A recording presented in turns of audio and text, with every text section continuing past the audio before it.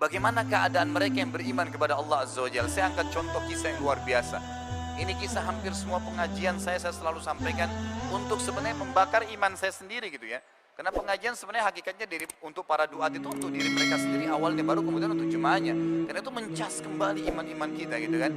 Lalu apa? Kisahnya begini. Ada seorang salaful ummah, saya belum pernah temukan namanya dalam buku apapun, tapi disebutkan kisah mereka atau kisah beliau ini.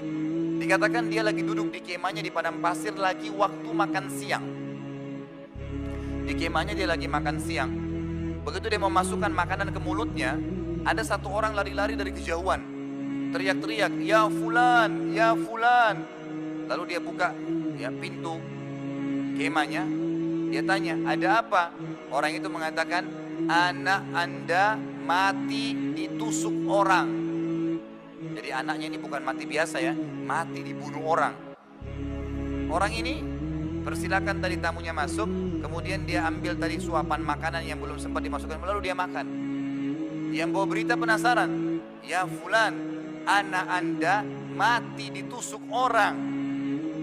Dia langsung berhentikan tangannya dan dia mengatakan kalimat begini, "Inna lillahi wa inna ilaihi raji'un." Kami milik Allah, kami hanya akan kembali kepada Allah. Lalu dia masukkan makanan ke mulutnya. Ini berita anaknya mati ditusuk orang ya. Yang bawa berita penasaran lalu mengatakan, "Ya fulan, wallahi demi Allah, saya lihat seseorang menusuk dada anakmu, keluar darah, mati." Orang ini tadi waktu habis sementara ngunyah makanan, diberhentiin kunyahnya lalu dia bilang begini, "Inna lillahi wa inna ilaihi raji'un." Kami milik Allah, kami akan kembali kepada Allah. Lalu diambil lagi suapan, dimasukkan ke mulutnya. Artinya tetap santai. Yang bawa berita penasaran, dia bilang apa? "Demi Allah wahai fulan, yang saya bayangkan makanan depan Anda ini Anda akan buang semuanya, Anda akan lari dan balas dendam kepada siapa yang bunuh anak Anda." Mungkin kalau kita di posisi orang ini sama, gitu kan? Bagaimana caranya anaknya dibunuh kemudian tetap santai? Apa jawaban dia? Perhatikan, orang yang beriman kepada Allah terbentuk karakter kebahagiaan selalu dalam hatinya, walaupun dalam keadaan musibah besar datang anaknya lagi dibunuh. Dia katakan apa? "Wahai saudaraku, kami adalah kaum sekelompok orang yang beriman tentang adanya Tuhan Allah, dan Allah Tuhan kami telah mengajarkan kepada kami kalau musibah datang, yang paling pertama adalah kami mengucapkan kalimat istirja, inna lillahi wa inna ilaihi raji'un." Kami milik Allah, kami akan kembali kepada Allah, dan saya sudah mengucapkan itu. Sedikit saya keluar dari kisah ini, ada sebuah hadis Nabi SAW yang berbunyi, siapa yang tertimpa musibah kemudian dia baca istirja, inna lillahi wa inna ilaihi raji'un, ditambah doanya, Allahumma ajirni fi musibati wa khlif li khairan minha, yang artinya kami milik Allah, kami akan kembali kepada Allah. Ya Allah, tolonglah saya dalam musibah saya ini dan gantikan saya yang lebih baik darinya.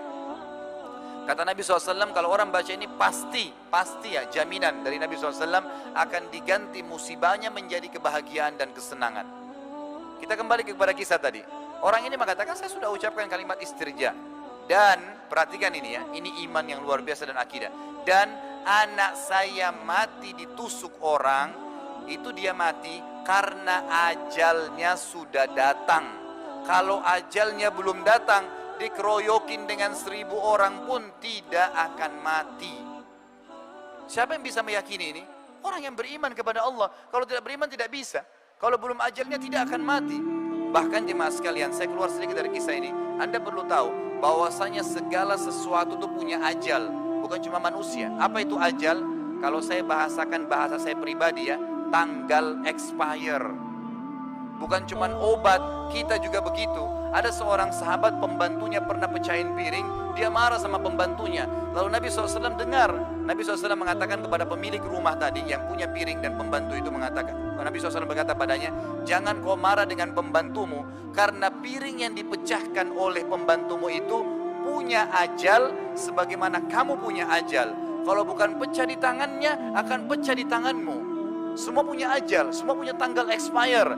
Nggak mungkin tidak. Kalau Anda naik mobil, naik motor, bannya, motornya pecah, nggak usah marah. Dalam Islam kalau terjadi musibah, istirja, kemudian cari jalan keluarnya. Langsung, sudah tinggal ditambal atau ganti ban baru. Nggak usah lagi dibahas kenapa terjadi atau marah-marah. Karena dengan marah-marah tetap tidak kembali lagi ban kita. Dan ajal bannya memang sudah sampai. Anda kalau beli kue, potong 2 kue, pisahkan piring yang terpisah, pastikan 2 hari kemudian ada yang lebih dulu rusak dari yang lainnya. Kenapa? Ajalnya sudah datang. Baju baru dibeli, disetrika hangus. Jangan usah marah, memang sudah dasarnya ajalnya pakaian itu. Semua punya ajal. Apa yang dia katakan? Anak saya mati karena ajalnya sudah datang. Dan perhatikan kalimat terakhir yang luar biasa. Alasan kenapa tadi dia tetap makan. Dan Tuhan kami Allah memerintahkan kami untuk menghabiskan makanan ini. Gak boleh dibuang, mubazir. Maka saya makan makanan ini, kemudian saya akan urus jenazah anak saya. Perhatikan bagaimana orang yang beriman pada Allah terbentuk menjadi karakter yang tahu mencari jalan keluar dan tetap bahagia. Tetap makan santai biasa. Karena dia tahu hukum-hukum yang harus dia lakukan. Bagaimana dia melalui proses kehidupan ini. Itu yang pertama. Contoh yang kedua, waktu masih ada.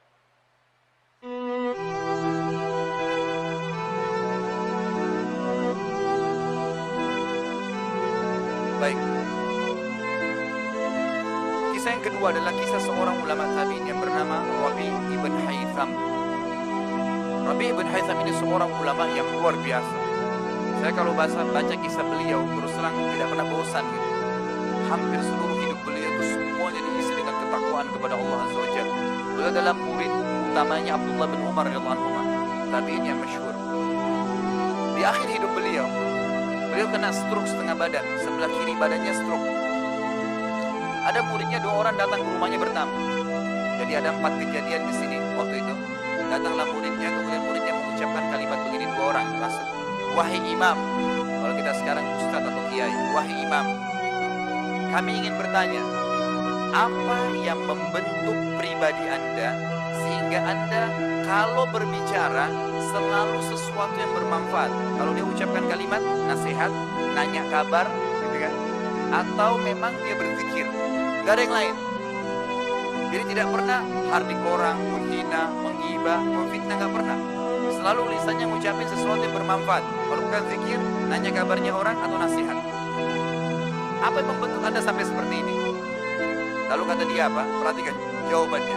Dia bilang, wahai muridku, apakah sampai sekarang kalian masih ragu ada Tuhan namanya Allah Azza wa Jal, dan Allah telah menitipkan di pundak setiap kita malaikat rakib di kanan yang mencatat amal baik dan malaikat atid di pundak kiri yang mencatat amal buruk, serta semua kalimat atau perbuatan yang dicatat oleh keduanya akan dibacakan dan dipertanggungjawabkan untuk kita di sana, maksudnya di akhirat. Artinya yang membentuk saya sampai hati-hati begini, gak sembarangan ngomong.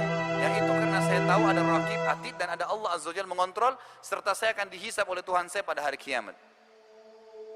Kejadian yang kedua, anaknya Rabi' ibn Haytham keluar dari kamar, dari dapur. Waktu kejadian itu, bawa sebuah piring, jemaah sekalian. Piring ini terisi makanan namanya halwa. Halwa ini waktu itu bahannya mahal, buatnya susah. Dibawa keluar oleh anaknya, kemudian dikatakan, wahai ayahku, ibuku setengah mati membuat makanan ini, tolong makan. Ada alasannya. Ternyata Rabi' ibn Haytham ini saking tingginya, ya, waraknya, ya, warak itu tingkat kepekaan dalam masalah, ya, hubungan dengan Allah Azza wa Jalla. Jadi dia tidak pernah menghardik istrinya, nggak pernah bilang, kenapa kau masak ini, kenapa kau tidak masak ini, tidak pernah bicara seperti itu. Apa yang dihidangkan dimakan, bismillah, nggak pernah rewel gitu. Sampai istrinya malu dibuatin makanan mahal ini. Udah dikasih, dihidangkan. Lalu Rabi' ibn Haytham memberikan isyarat kepada muridnya, baiklah, karena stroke setengah badan sebelah kiri, kanan masih bisa diambil. Mau diambil kue tersebut sudah dipotong-potong, muridnya juga mau ambil. Tiba-tiba ada kejadian, ada yang ketuk pintu rumahnya. Dia kasih isyarat anaknya suruh buka pintu itu. Dibuka pintunya. Waktu dibuka, jemaah sekalian, di depan pintu bukan fakir miskin ya, tapi orang gila. Rambutnya berantakan, bajunya kotor, nggak pakai sendal, dan dalam kisah ini dikatakan dalam athar ini, dari mulutnya netes air liur yang tidak nyaman untuk dilihat. Lalu dia kasih isyarat dengan tangannya minta makan. Rabi ibn Haytham tunjuk anaknya, suruh ambil piring tadi halwa itu, bawa ke orang gila sana. Anaknya balik, diambil piringnya, tadi halwa ini sudah dipotong-potong ya. Dia bawa ke orang gila, harapannya anaknya Rabi bin Haytham ini diambil satu potong. Begitu tiba di depan orang gila, makannya dilihat mewah, dirampas ya, bukan diambil, dirampas, lalu dimakan semuanya oleh orang gila ini, tidak cukup. Selesai makan, dilempar piringnya, gak terima kasih, pergi. Orang gila. Kalau anda di posisi anaknya Rabi bin Haytham, apa yang anda akan lakukan gitu? Tapi orang gila, gitu kan? Baik, yang terjadi, ditutup pintu, piring diambil oleh anak Rabi bin Haytham, lalu dia kembali ke ayah, lalu dia mengatakan begini. Dan ini juga adab ya, anda sebagai anak biasakan kalau bicara dengan ayah anda atau orang tua anda selalu ikutkan dengan doa. Dia duduk, dia mengatakan, wahai ayahku, semoga Allah senantiasa menjaga anda. Jadi walaupun dia dalam kondisi mangkel, tapi dia tetap bilang begitu. Tadi ya ayah, dia minta-minta depan pintu orang gila. Dia nggak tahu nilainya makanan yang sedang kita kasih. Garis bawahi kata-kata ini ya. Dia tidak tahu nilainya makanan yang sedang kita kasih. Kalau tadi anda suruh saya ke dapur ambil roti, nasi, apa saja, pasti dia makan. Kenapa harus halwa yang ibu saya buat susah gitu? Bahannya mahal, susah buatnya gitu. Lalu yang terjadi, kata Rabi ibn Haytham, ya ini jawaban orang yang beriman berbeda ya. Dia mengatakan, ya waladi illam yadri fallahu yadri lan tanalu birra hatta tunfiqu mimma tuhibbun. Wahai anakku, kalau dia tidak tahu nilai makanan yang sedang kita kasih tadi halwa itu, mahalnya, susah buat bahannya, gak penting buat saya, karena Allah tahu nilainya makanan itu. Lalu dia bacakan ayat, kalian tidak akan mendapatkan balasan sempurna dari pahala sampai kalian menginfakkan apa yang paling kalian cintai. Begitu terbentuk karakternya.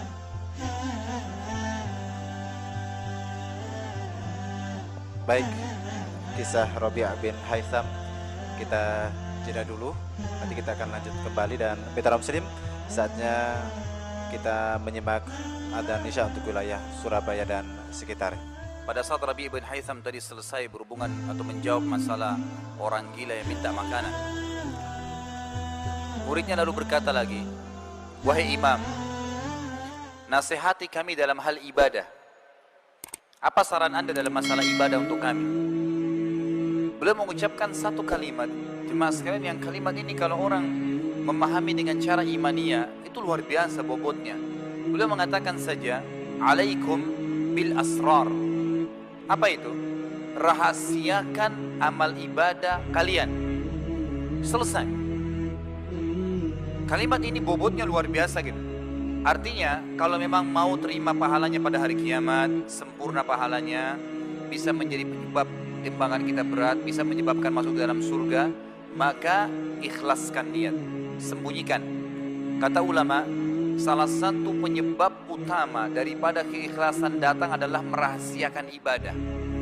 Berapa banyak orang subhanallah, badannya dikatakan pada saat selesai sholat malam, kemudian pagi hari masuk kantor, pegel badan saya. Kenapa? Tadi malam tahajud. Ada orang, baru aja temannya ngomong, kayaknya hari Senin nanti saya mau puasa. Oh, saya sudah 2 tahun, 3 tahun puasa Senin Kamis. Kalau anda niatnya memang ibadah untuk dipuji oleh orang, tidak usah repot-repot pagi-pagi, malam-malam sholat, kemudian pagi kemudian ceritain di kantor, nggak usah. Ambil sejadah, ketuk rumahnya orang itu jam 2 malam, lalu tebar sejadahnya, saya mau sholat tahajud, lihat. Begitu, ya apa bedanya? Dan ini sekaligus saya ingatkan, mudah-mudahan ini menjadi nasihat. Tolong sekali lagi, saya tadi lupa sampaikan di awal, kalau ada sesuatu yang saya sampaikan nanti di sini dalam bentuk nasihat, saya tidak pernah niatnya ingin menyinggung siapapun. Niat saya lillahi ta'ala ingin memberikan nasihat, mudah-mudahan ini bisa memperbaiki apa yang keliru dari perilaku kita. Di Indonesia ini karena sekarang berhubungan dengan musim haji, sudah menjadi tradisi kita, itu kalau pergi haji mengadakan acara walimatus safar. Pertama, dari sisi kosakata jemaah sekalian, walima itu dalam hukum syar'i kita hanya dipakai untuk acara perkawinan. Belum pernah ada dalil dalam syar'i kita, dalam hadis Nabi SAW, bahwasanya walima dipakai untuk istilah yang lain. Memang untuk acara perkawinan. Tapi kita membuat acara, maka dibuatlah istilah walima. Penggunaan kosakata bahasa Arabnya sudah salah, tambah lagi safar supaya dikatakan benar. Sekarang saya tanya, banyak jemaah haji saya, itu kalau mau berangkat saya tanya, untuk apa Bapak Ibu adakan walimah safar? Oh, untuk minta maaf Ustaz sama orang-orang. Baik, saya jawab, minta maaf itu dalam Islam diperintahkan sepanjang tahun, bukan pada saat mau haji. Oh, supaya saya didoakan Ustaz sama orang-orang. Salah, Anda yang mau ibadah pergi haji, Anda yang doakan orang. Kok terbalik minta didoain gitu? Apa bedanya orang yang adakan walimah safar mau pergi haji itu dengan orang yang mau sholat tahajud nanti malam, siang harinya undang orang makan, baru bilang begini, doain ya, nanti malam saya mau tahajud. Apa bedanya? Sama, mengiklankan ibadah, gitu kan? Padahal sebenarnya para ulama salaf kita, kalau kita dengar kisah para sahabat, para tabi'in, mereka ada yang pergi haji pulang, tidak ada yang tahu kalau dia pergi haji. Pergi umroh, nggak ada yang tahu, pergi pulang. Mereka pergi jihad, pulang dari medan perang 3 bulan kemudian, teman-temannya kira dia baru datang dari perniagaan, padahal dari medan perang. Nggak ada yang tahu. Kita subhanallah, baru ibadah sedikit saja sudah luar biasa, seluruh orang tahu. Bagaimana bisa Allah Azza wa Jalla terima itu? Sementara dalam hadis sahih riwayat Abu Daud dikatakan, innallaha la yaqbalu min amalin illa ma kana khalisan liwajhi. Allah tidak akan terima sebuah amal kalau ya, kecuali kalau itu ikhlas dikerjakan. Ikhlas bagaimana disembunyikan, dirahasiakan. Kecuali memang kita harus terang-terangan, kayak sholat berjamaah itu pun kita kontrol gitu kan. Tapi masalah ibadah yang memang dasarnya disembunyikan, sholat tahajud, sholat sunnah, sedekah, apa saja ibadah yang lainnya maka dirahasiakan. Ada seorang salaful ummah 25 tahun jemaah sekalian berinfak, itu tidak ada yang tahu kalau dia berinfak, termasuk yang terima infaknya dia. Disebutkan dalam beberapa athar yang sahih bahwasanya ada seorang salaful ummah dari golongan tabi'in dan dari cucu Nabi SAW dulunya ya, dari keturunan Hasan. Itu memang dalam riwayat yang sahih dan memang dia adalah orang yang memahami sunnah Nabinya alaihissalatu wassalam. Dia menjadikan target setiap malam dia harus membantu 100 kakak muslim yang miskin di Madinah. Habis sholat tahajud sebelum ke masjid sholat subuh dibungkus gandum sekilo-sekilo sampai 100 kilo, ditaruh di karung besar lalu dipikul naik kuda, ditaruh di rumahnya orang-orang miskin yang jadi target. Taruh, tinggalkan. Tidak diketuk ya. Ini dari saya, enggak. Taruh, ditinggalin. 25 tahun. Orang yang terima infaknya itu tidak tahu kalau dia yang kasih. Saking jaga keikhlasannya luar biasa. Kapan ketahuan? Pada saat dia mati. Waktu dia meninggal dunia, gitu kan? Baru ketahuan karena bantuan itu berhenti pada saat dia meninggal dan pada saat jenazahnya dimandikan di pundak sebelah kanannya ada bekas warna hitam karena sering pikul barang berat. Orang lain lagi di antara salaful ummah ada yang puasa Senin Kamis, bukan nggak boleh sampaikan ke istri ya, tapi dia ini pribadi dia berijtihad, dia puasa Senin Kamis dari awal nikah sampai 20 tahun, istrinya nggak tahu kalau dia puasa Senin Kamis. Bagaimana ceritanya? Dia punya toko di tengah pasar Baghdad. Setiap pagi disiapin sarapan sama istrinya. Kalau tiba hari Senin Kamis sudah disiapin, dia nggak bilang maaf saya puasa, enggak, bungkusin buat saya bawa ke toko, dibawa pada waktu makan siang dikasih fakir miskin. Dia pulang rumahnya setelah sholat maghrib. 20 tahun dia puasa Senin Kamis, istrinya nggak tahu. Itu bagaimana mereka pekahnya menjaga amal ibadah gitu. Bagaimana dengan kita subhanallah yang baru 2 tahun puasa Senin Kamis, mungkin baru infak ke yayasan 1 juta, sudah seluruh dunia tahu infak itu. Maka nasihat Rabi bin Hazm luar biasa, beliau mengatakan alaikum bil asrar, rahasiakan amal solehmu. Selesai. Lalu kejadian yang keempat jemaah sekalian, waktu itu ya pas azan duhur. Ini bagi anda yang masih malas ke masjid, terutama laki-laki, ambil pelajaran dari kejadian ini. Luar biasa gitu. Orang ini stroke setengah badan. Dia dengar azan duhur, dia kasih isyarat anaknya suruh nopang badannya yang stroke sebelah kiri itu. Datang anaknya ditopang. Muridnya bilang, waktu saya lihat dia ditopang, dia kasih isyarat anaknya minta di masjid sholat berjamaah. Stroke setengah badan ya. Muridnya bilang, saya datang ke sisi kanannya, menopang tangan kanannya. Lalu saya bisikin kalimat, saya bilang, wahai imam. Muridnya bilang kepada gurunya, wahai imam, anda punya uzur secara syar'i, boleh sholat di rumah. Udah stroke, silakan sholat di rumah gitu. Apa jawaban dia? Wahai muridku, dengan tegas dan jelas, wahai muridku, aku mendengar muadzin mengucapkan kalimat hayya 'alas shalah, ayo sholat, hayya 'alal falah, ayo menuju kepada kemenangan, lalu aku sholat di rumahku. Demi Allah aku akan datangi panggilan Allah itu walaupun harus merangkak. Bayangkan itu orang yang kenal Allah Azza wa Jal, tahu ada Tuhannya, gak bakal pernah ketinggalan walaupun satu kesempatan untuk ibadah. Kita subhanallah punya kesehatan, punya kekuatan, punya kendaraan. Alasan masjid jauh, alasan nanti sholat di rumah berjamaah sama keluarga. Nabi SAW tidak contohkan itu, saudaraku. Nabi SAW tidak pernah, ataupun dalam riwayat dikatakan sholat wajib di rumahnya.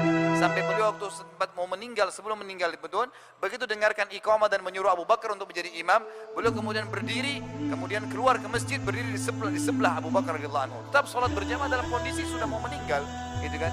Begitu keadaan orang-orang yang beriman kepada Allah.